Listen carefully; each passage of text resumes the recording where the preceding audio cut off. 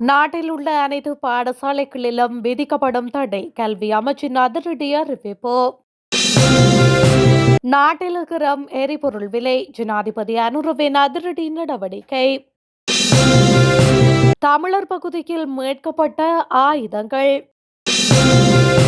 மத்திய கிழக்கு எதிரொலி அரசு சேவைகளில் ஏற்பட போக்கும் அதிரடி மாற்றம். தீவிரமடையும் உயிரிழப்பை ஏற்படுத்தும் நிலைமை நாட்டில் அவசர எச்சரிக்கை. டிரம்பின் அடுத்தடுத்த நடவடிக்கை எங்களுக்கு வேறு வழி இல்லை கோபமடைந்துள்ள ஈரானின் அதிரடி அறிவிப்பு. ஈரானுக்கு எதிராக திரும்பியுள்ள வளைகுடா நாடுகளின் கடும் எச்சரிக்கை. மத்திய கிழக்கில் தொடரும் உச்சக்கட்ட கொதிநிலை போரில் நுழையும் சீனா.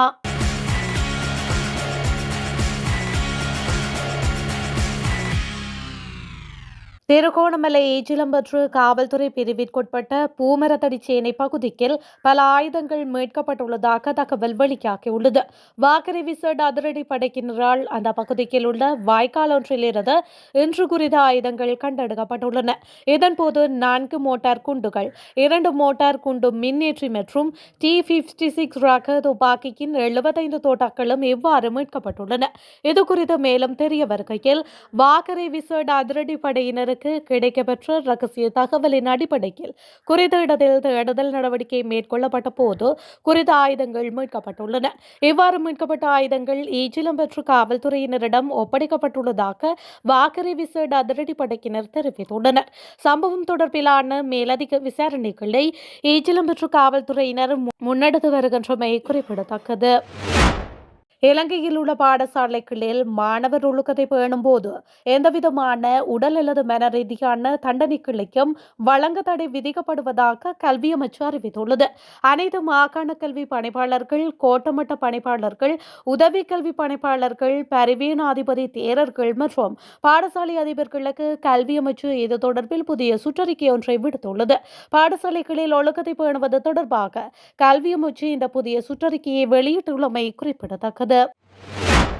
தற்போது நிலவும் கடுமையான வெப்பம் வீட்டு செல்ல பிராணிகளுக்கு, குறிப்பாக அடர் நிற உரோமம் கொண்ட நாய்கள் மற்றும் பூனைகளுக்கு உயிரிழப்பை ஏற்படுத்தக்கூடும் என கால்நடை மருத்துவர் டாக்டர் ஷோபத் விஜயரத்ன எச்சரித்துள்ளார்.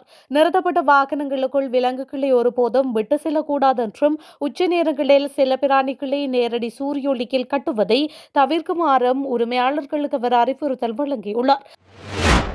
மத்திய கிழக்கு மோதலால் ஏற்பட்டுள்ள எரிபொருள் மற்றும் பல்சக்தி சவால்களை சமாளிக்கும் வகையில் ஏப்ரல் 16 மற்றும் 17 ஆகிய திகதிகளில் பொது சேவைகளை நிகழ்நிலையில் நடாத்துவதற்கான சாத்தியக்கூறுகளை இலங்கை அதிகாரிகள் ஆய்வு செய்து வருகின்றனர். பொது சேவைகளின் தொடர்ச்சியை உறுதி செய்ய அமைக்கப்பட்ட அமைச்சரவை குழுவின் 3வது கூட்டம் பிரதமர் ஹரணி அமரசூரிய தலைமையில் இணையவெளியில் நடைபெற்றதாக ஜனாதிபதி ஊடக பிரிவு தெரிவித்துள்ளது. அதிகாரிகள் கூறுகையில் சுகாதார மற்றும் வெகுஜன ஊடக அமைச்சு மார்ச் 31ஆம் தேதியிலிருந்து டீசல் பயன்பாட்டை 42% வரை குறைத்துள்ளது. இது அரசு நிறுவனங்களில் எரிபொருள் பயன்பாட்டை குறைக்கும் முயற்சியின் ஒரு பகுதியாகும் என்பதும் குறிப்பிடத்தக்கது. உள்நாட்டில் எரிபொருள் விலைக்கு நிலையாக பேணுவதற்கு அரசாங்கம் நடவடிக்கை எடுத்துள்ளது. 2026 மார்ச் 22 முதல் நடைமுறைக்கு வரும் வகையில் பின்வரும் நிபந்தனைகளை அமைச்சரவை அங்கீகரித்துள்ளது. இதில் இறக்குமதி விலை அரசாங்கத்தால் அறிவிக்கப்பட்ட விற்பனை விலைக்கு விட அதிகரிக்கும் பட்சத்தில் எரிபொருள் இறக்குமதி வழங்கும் நிறுவனங்கள் லீட்டர் ஒன்றுக்கு 20 ரூபாய் செலுத்த வேண்டும்.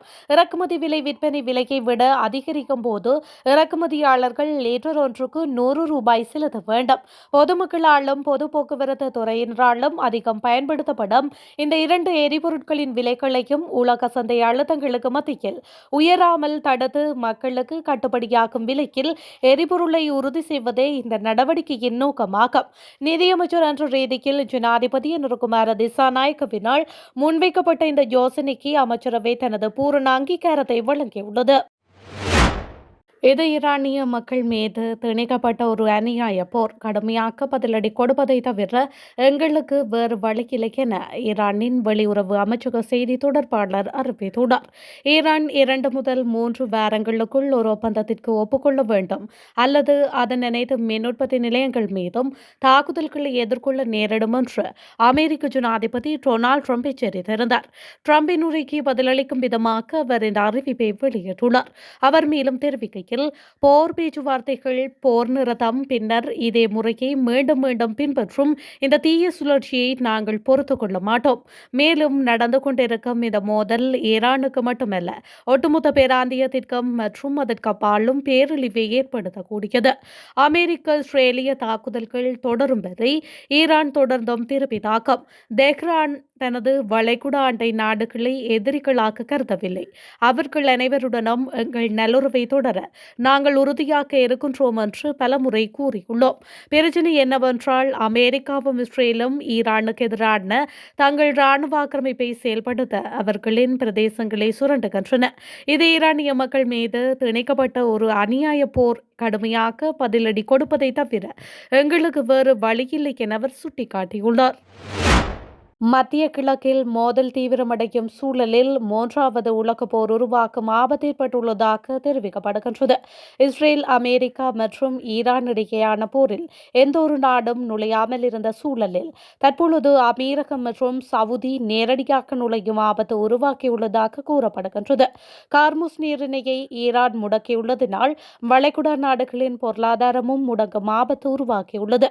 இதன் காரணமாக அமெரிக்க தூதர்கள் அமெரிக்கா, ஐரோப்பா தரப்புடன் பேச்சுவார்த்தையில் ஈடுபட்டுள்ளதுடன் இன்று வியாழக்கிழமை வாக்கெடுப்பு நடக்கும் என்றும் எதிர்பார்க்கப்படுகின்றது. ஈரான் மீதான போரில் ஈடுபட்டுள்ள அனைத்து தரப்பினரும் தமது ராணுவ நடவடிக்கைகளை நிறுத்துமாறு சீன வெளியுறவு அமைச்சின் செய்தி தொடர்பாளர் மாவோ நிங் வலியுறுத்தியுள்ளார்.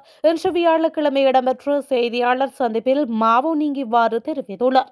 அமெரிக்க அதிபர் டொனால்ட் ட்ரம்ப் அடுத்த 2 முதல் 3 வாரங்களில் ஈரானை மிக கடுமையாக தாக்குவோம் என்று அச்சுறுத்தியுள்ள நிலையில் இந்த கோரிக்கை விடுக்கப்பட்டுள்ளது. ராணுவ வழிமுறைகளால் ஒரு பிரச்சினைக்கு தேர்வை காண முடியாது.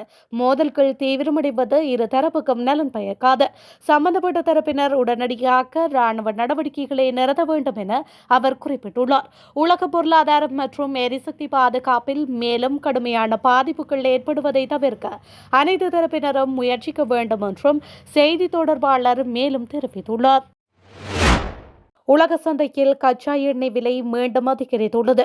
அமெரிக்க ஜனாதிபதி டொனால்ட் ட்ரம்ப் ஈரான் தொடர்பாக வெளியிட்ட கருத்தை தொடர்ந்து எண்ணெய் விலையில் மாற்றம் ஏற்பட்டுள்ளது.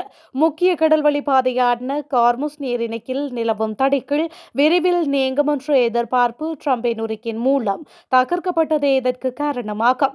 ஜனாதிபதி உரை தொடங்குவதற்கு முன்னர் ஒரு பீப்பாய் பிரெண்ட் கச்சா எண்ணெயின் விலை $100 காணப்பட்டது. உரையின் போது விலையில் ஏற்ற இறக்கங்கள் ஏற்பட்ட போதிலும் இறுதியில் அது சுமார் 4% அதிகரித்து தற்பொழுது ஒரு பீப்பாய் $105.38 உயர்ந்துள்ளது. உலகின் மொத்த எரிசக்தி தேவையில் சுமார் 20%க்கும் இந்த குறுகிய கடல்வழி பாதை ஊடாகவே கொண்டு செல்லப்படுவதால் இது உலக பொருளாதாரத்திற்கு மிகவும் முக்கியமானது என்பதும் குறிப்பிடத்தக்கது.